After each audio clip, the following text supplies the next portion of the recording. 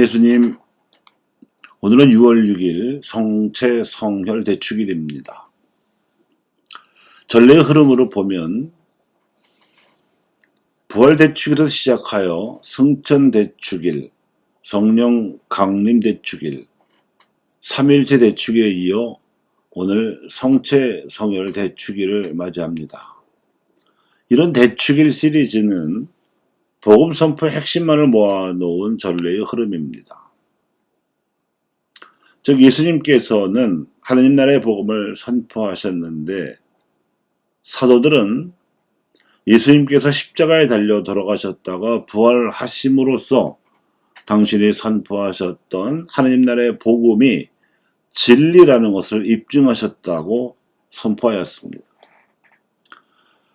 그리고 나서 예수님께서 승천하시어 성령을 보내주심으로써 교회가 탄생할 수 있었고, 이 교회에 모인 그리스도인들도 예수님처럼 하나님 나라의 복음을 선포할 수 있게 되었습니다.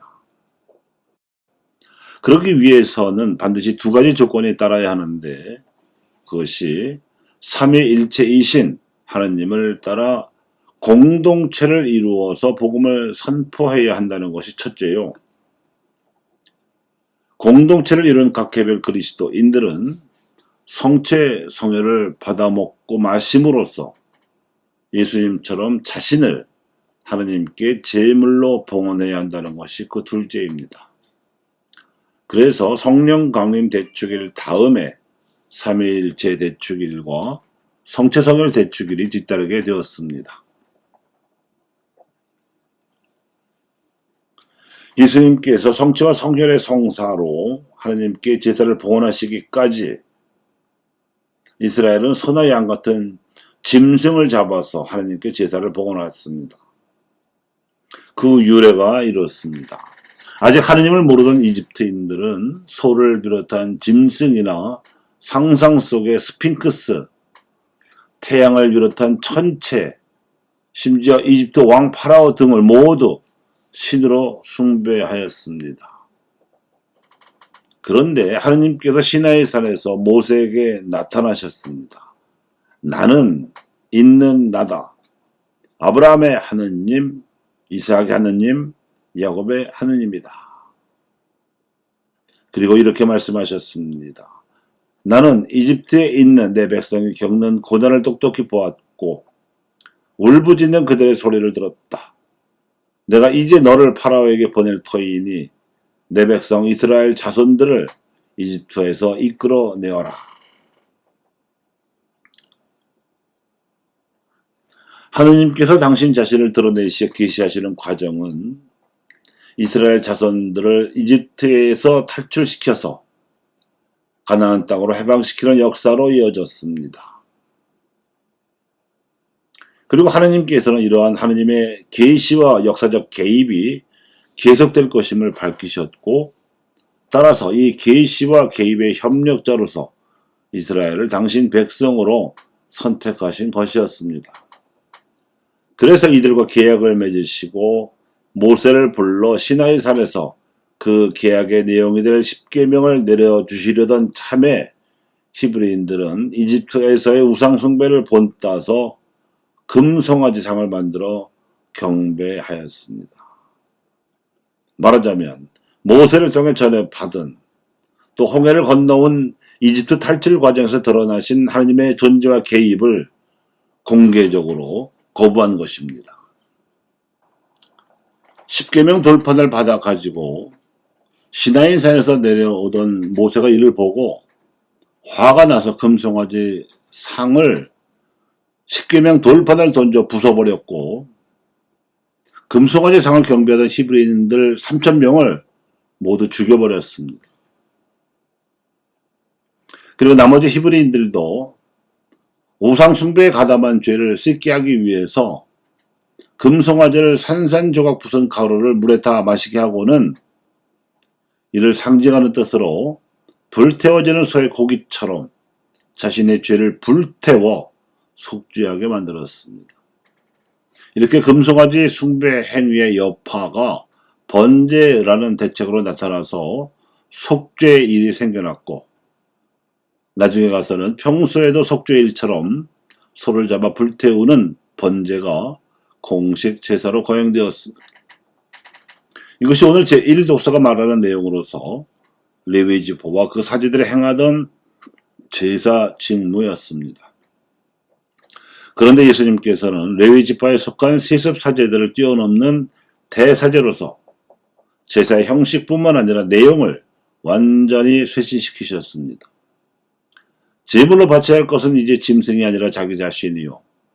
제사를 바쳐야 할 곳은 성전에서가 아니라 자신의 삶에서이며 제사를 바치는 주체 역시 세습 직원이 아니라 우리들 각자여야 하게 되었습니다.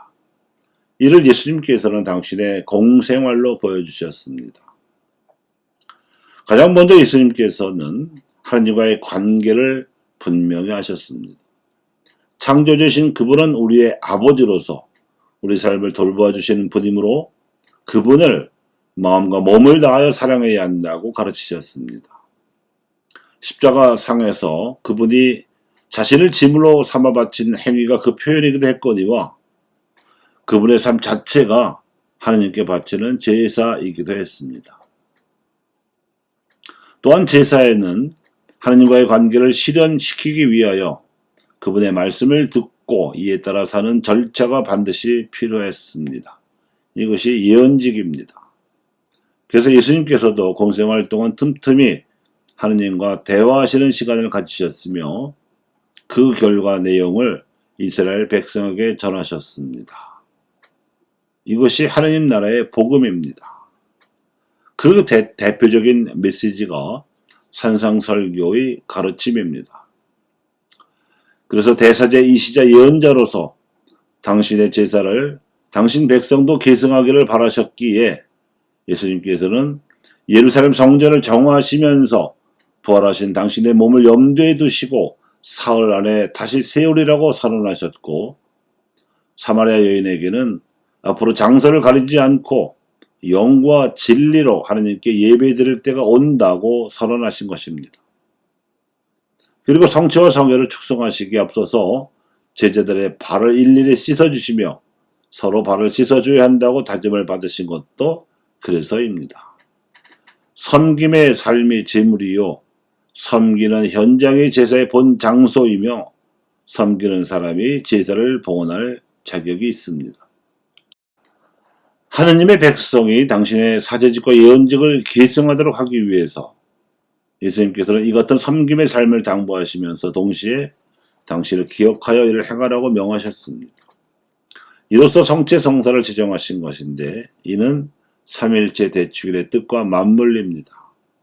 성사와 같은 전례는 반드시 하느님 백성이 모인 공동체에서 거행되어야 하기 때문입니다.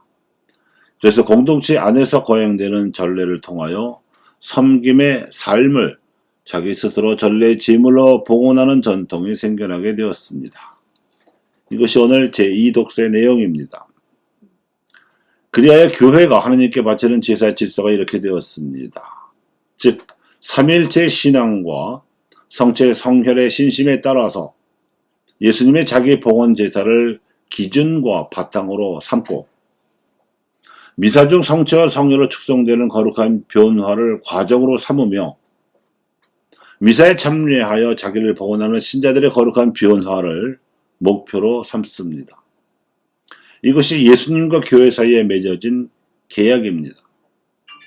십자가에 달려 못 닦인 몸을 뜻하는 빵을 두고 내 몸이라고 말씀하시고 역시 십자가에 못 박힌 몸에서 흘러나오는 피를 뜻하는 포도주를 두고 내 피라고 말씀하신 것은 성체 성사가 십자가상의 희생을 전제로 이루어지는 것임을 뜻합니다.